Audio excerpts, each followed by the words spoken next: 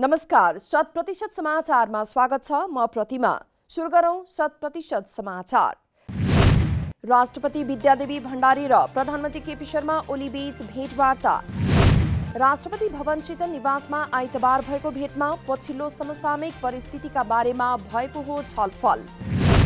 प्रधानमन्त्री ओलीले सरकारले निर्वाचनको घोषणा गरिसकेपछिको करिब 1 महिनाको अवस्थाबारे राष्ट्रपतिलाई गराउनु भएको हो अवगत। राष्ट्रपति भण्डारीले कोरोना भाइरस नियन्त्रणमा सरकारको प्रयास, कोरोना विरुद्धको खोप ल्याउन गरिएका तयारी लगायतमा विषयमा भएको हो छलफल। प्रतिनिधि सभा विघटन विरुद्धको आन्दोलनमा सहभागी हुन युवाहरूलाई नेकपा दाहाल नेपाल पक्षको आह्वान। नेता तथा कार्यकर्तालाई आन्दोलनमा अनिवार्य सहभागी हुन अध्यक्ष पुष्पकमल दाहालको निर्देशन। प्रतिनिधि सभा विघटन विरुद्धको आन्दोलनलाई सशक्त पार्ने नेकपा दाहाल नेपाल पक्षका नेताको भनाई। प्रतिनिधि सभा विघटन विरुद्ध माघ 9 गते काठमाडौँमा 2 लाख कार्यकर्ता उतार्ने अध्यक्ष दाहालको दावी। प्रधानमन्त्री केपी शर्मा ओली एकतादेखि नै पार्टीको सिद्धान्त विपरीत लागेको नेता दाहालको आरोप। एकतामा आफूले लचकता अपनाएको तर प्रधानमन्त्री ओलीले त्यसलाई कमजोरीको रूपमा लिएको अध्यक्ष दाहालको भनाई। निर्वाचन आयोगद्वारा मध्यावधि निर्वाचनका लागि माघ 15 गते मतदाता नामावली प्रकाशित गर्ने प्रस्ताव।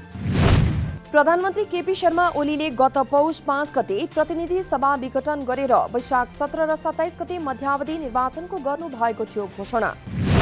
तर प्रतिनिधि सभा विघटन असंवैधानिक भएको भन्दै परेको मुद्दा संवैधानिक इजलासमा विचाराधीन। आयोगले आइतबार राजनीतिक दलहरूलाई बोलाएर मतदाता नामावली सम्बन्धी प्रस्तावित कार्यक्रमबारे गरेको हो छलफल। माघ 15 गते मतदाता नामावली प्रकाशित गर्ने तथा त्रुटि भए सच्याउन 16 र 17 गते निवेदन दिने आयोगको प्रस्ताव। प्रतिनिधि सभा विघटनको मुद्दा अदालतमा विचाराधीन भएकाले निर्वाचनका कार्यक्रम अगाडि बढाउन नहुने नेकपा दाहाल नेपाल पक्षका नेता राजेन्द्र पाण्डेको तर्क।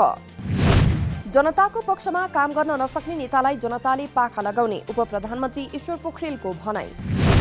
काठमाडौँ महानगरपालिका वडा नम्बर 4 धुम्बाराहीमा मनमोहन अधिकारी पार्कको शिलान्यास गर्दै वर्तमान सरकारले जनताको पक्षमा काम गरिरहेको नेता पोखरेलको दावी।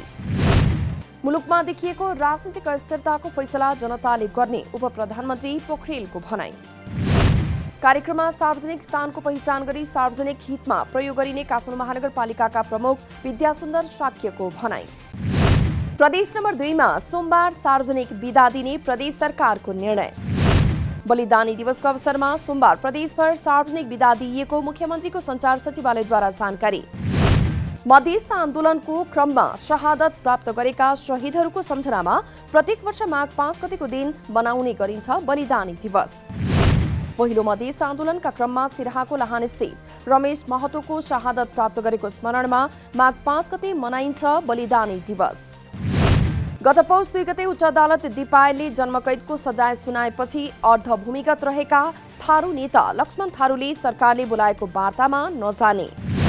कैलालीको अज्ञात स्थलमा पत्रकार सम्मेलन गर्दै सरकारले वार्ताका लागि बोलाए पनि आफूहरू नजाने थारूद्वारा स्पष्ट। विभिन्न कालखण्डमा भएका विद्रोह राजनीतिक रूपमा समाधान भए पनि आफूहरूलाई राज्यले उपेक्षामा पारेको थारूको भनाई। पौष 24 गते धनगढीमा आयोजित जनसभामा प्रधानमन्त्री केपी शर्मा ओलीले बोलेको मन्तव्यले टिकापुर घटनालाई निस्तेज पार्न खोजिएको थारूको दावी। कैलाली र कञ्चनपुरमा बसोबास गर्ने राणा थारू समुदायको भाषा संरक्षण र समर्थनका लागि व्याकरण निर्माणको कार्य अगाडि बढाइयो। भाषा आयोग शङ्खमूल काठमाडौँ र नेपाल राणा थारू समाजको संयुक्त प्रयासमा मातृभाषाको व्याकरण निर्माण र अभिलेखीकरणको कार्य सुरु। प्रारम्भिक चरणमा व्याकरण निर्माण र शब्दकोश निर्माणका लागि त्रिभुवन विश्वविद्यालयका भाषा विज्ञान विभागका सहायक डिन प्राध्यापक डाक्टर दुविनन्द ढकाल लगायतलाई दिइयो जिम्मेवारी। 5 महिनाभित्रै राणा थारू भाषाको व्याकरण तयार गरिने आयोगद्वारा जानकारी। पूर्ण व्याकरण तयार गर्नका लागि 5 वर्षको समय लाग्ने सहायक डिन ढकालको भनाई। आइतबारबाट खुलेका छन् काठमाडौँ महानगरपालिका भित्रका विद्यालयहरू।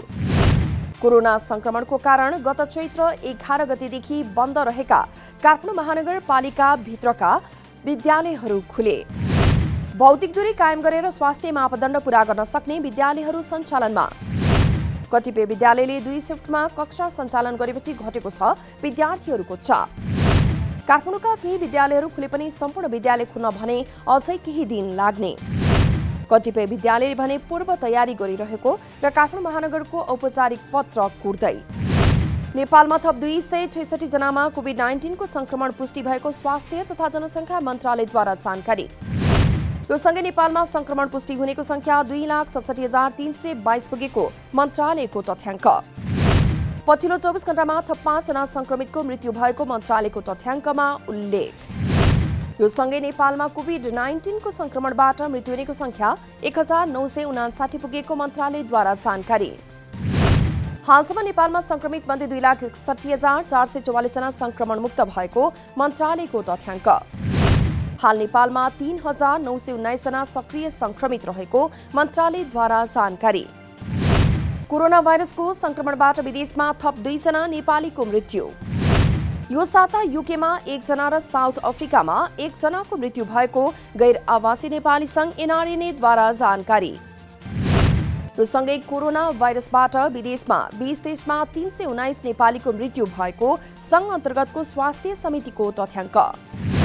अनलाइन मार्फत विद्युतीय सामान बिक्री गर्ने भनी ठगी गर्ने सार्वजनिक।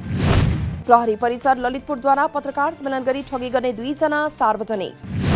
पक्राउ परेका पर्सा जिल्ला पखामैनपुरका प्रमोद शाह र बहादुरमाई घर भएका मेवालाल शाह सार्वजनिक। दुवैले फेसबुक र व्हाट्सएपमा कम्प्युटर, मोबाइल, घडी, ल्यापटप जस्ता सामान बजार मूल्य भन्दा सस्तोमा उपलब्ध गराउने भन्दै गरेका थिए विज्ञापन। सम्पर्कमा आएका खरिदकर्तालाई पैसा जम्मा गर्न लगाउने तर सामान नदिई ठगी गर्ने गरेको प्रहरीद्वारा जानकारी।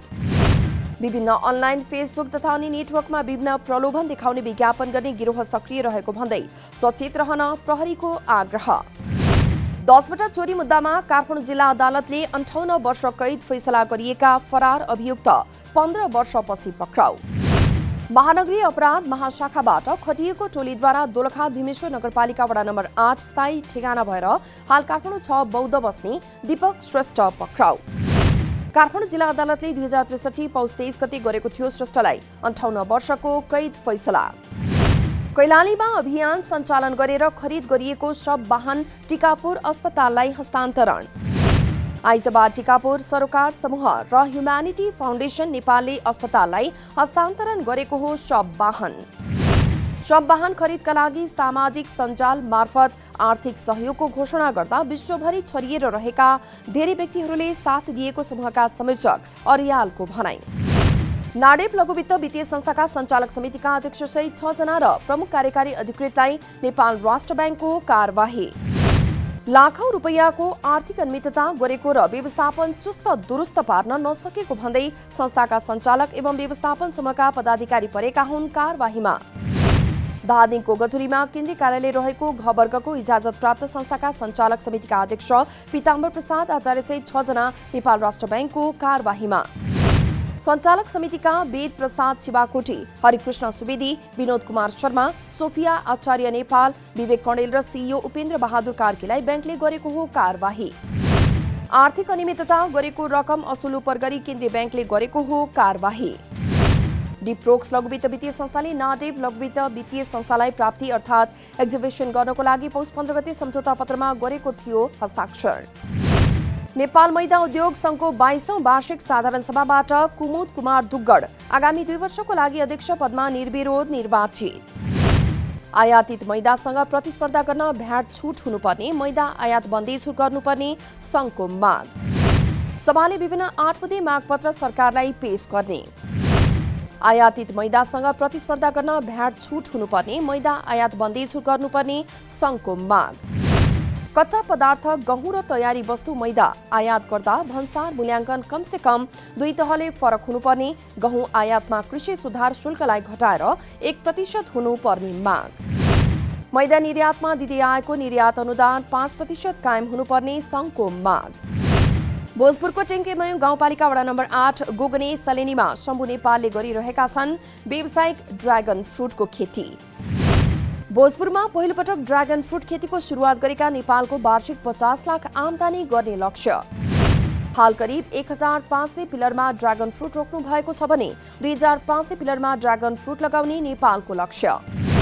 अहिले 22 रोपनी क्षेत्रफलमा ड्रागन फल र 18 रोपनी क्षेत्रफलमा कागतीको व्यावसायिक खेती गरिरहेका छन् कृषक नेपाल। नेपालले ड्रागन फ्रुटको खेतीको थालनी गरेसँगै भोजपुरका अन्य कृषकले पनि सुरु गरेका छन् ड्रागन फ्रुटको खेती। सिंगटी हाइड्रो इनर्जी कम्पनी लिमिटेडको साधारण शेयर आइपिओ बिक्री खुला। प्रति किता 100 रुपैयाँ अंकित दरमा 14 करोड 50 लाख रुपैयाँ बराबरको 14,50,000 किता साधारण शेयर बिक्री खुला। पहिलो चरणमा आयोजना प्रभावित क्षेत्रका स्थानीयका लागि शेयर खुल्ला गरिएको कम्पनीद्वारा जानकारी। शेयर बाँडफाँड भए पश्चात दोस्रो चरणमा सर्वसाधारणका लागि आइपिओ निष्कासन हुने कम्पनीद्वारा जानकारी। आइपिओमा न्यूनतम 10 कितादेखि अधिकतम 2 लाख किताको लागि छिटोमा माघ 18 गते र ढिलोमा फागुन 3 गतेसम्म आवेदन दिन सक्ने कम्पनीद्वारा जानकारी। धितोपत्र बोर्डले 43 करोड 50 लाख रुपैयाँ बराबरको 43,50,000 किता साधारण शेयर बिक्री खुला गर्न कम्पनीलाई दिएको छ अनुमति। आइपिओको निष्कासन तथा बिक्री प्रबन्धको काम मेगा क्यापिटल मार्केट लिमिटेडले गरिरहेको कम्पनीद्वारा जानकारी। नयाँ प्रजातिको कोरोना भाइरसको संक्रमणले सन् 2021 झनै कष्टकर हुने विश्व स्वास्थ्य संगठन WHO को चेतावनी। कोरोना भाइरसको नयाँ प्रकार पहिलेभन्दा धेरै संक्रामक रहेको र छिट्टो फैलिरहेकाले यसले विश्वमा सन् 2020 भन्दा कठिन अवस्था ल्याउने WHO को चेतावनी। पहिलो पटक बेलायतमा देखिएको नयाँ प्रकारको कोरोना भाइरस 50 वटा देश र क्षेत्रमा फैलिसकेको WHO द्वारा जानकारी। दक्षिण अफ्रिकामा देखा परेको भाइरसको नयाँ स्ट्रेन अर्थात् प्रकार अन्य 20 मुलुकमा फैलिसकेको बीबीसीमा उल्लेख। सुरुमा ब्रिटेनमा देखिएको जस्तै अफ्रिकामा पनि अघिल्लो प्रकारको भाइरसभन्दा छिट्टो विस्तार हुन सक्ने वैज्ञानिकहरूको भनाइ। अफगान सर्वोच्च अदालतका 2 महिला न्यायाधीशको गोली हानी हत्या। 2 न्यायाधीश सरकारी सवारी साधनमा चढेर अदालत गइरहेको अवस्थामा आइतबार बिहानै राजधानी काबुलमा आक्रमण भएको अफगान सर्वोच्च अदालतद्वारा जानकारी। गोली लागेर सवारी चालक पनि घाइते भएको अदालतद्वारा जानकारी। अफगानिस्तानको सर्वोच्च अदालतमा यसअघि सन् 2017 को फेब्रुअरीमा पनि भएको थियो आक्रमण। कोरोना भाइरसको नयाँ भेरिएन्टले मार्च महिनासम्म अमेरिकामा सबैभन्दा ठूलो समूहलाई संक्रमित गर्न सक्ने स्वास्थ्य अधिकारीको चेतावनी। अबको केही हप्तामा भाइरसका नयाँ भेरिएन्टको तीव्र फैलावट देखिने अमेरिकाको centre for disease control and प्रिभेन्सनको भनाइ। हिउँद अघि नै कोरोना संक्रमितको संख्यामा लगातार वृद्धि देखिएको पनि सीडीसीद्वारा जानकारी। यस्तो अवस्थामा नयाँ भेरिएन्ट बढ्दा स्वास्थ्य प्रणालीमा समेत भारी दबाव पर्ने सम्भावना।